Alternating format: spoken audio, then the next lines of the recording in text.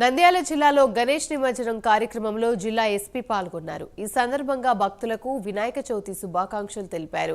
నిమజ్జనానికి పోలీసులతో బందోబస్తును ఏర్పాటు చేశామన్నారు.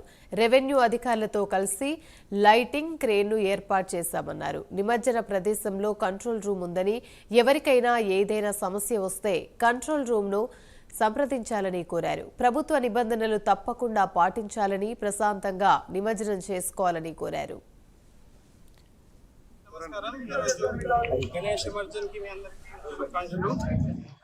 ఈ రోజు నంద్యాల జిల్లాలో 450 ఐటమ్స్ ఇక్కడ నిమజ్జనం జరుగుతున్నాయి.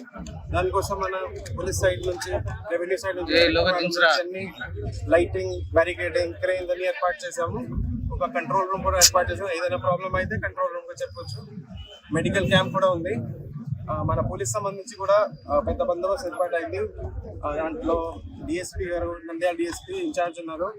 అండ్ ఇంకా డిఎస్పీ ఆత్మకూర్ సుమారుగా 450 మెంబర్స్కి పుల్అప్ చేయడం జరిగింది. ఇక్కడ వాళ్ళందరూ శాంతి భద్రతగా ఈ ఎమర్జెన్సీ చేయాలి. కొన్ని ప్రికాషన్స్ ఉన్నాయి పోలీస్ సైడ్ నుంచి, అందరూ సహకరించాలి.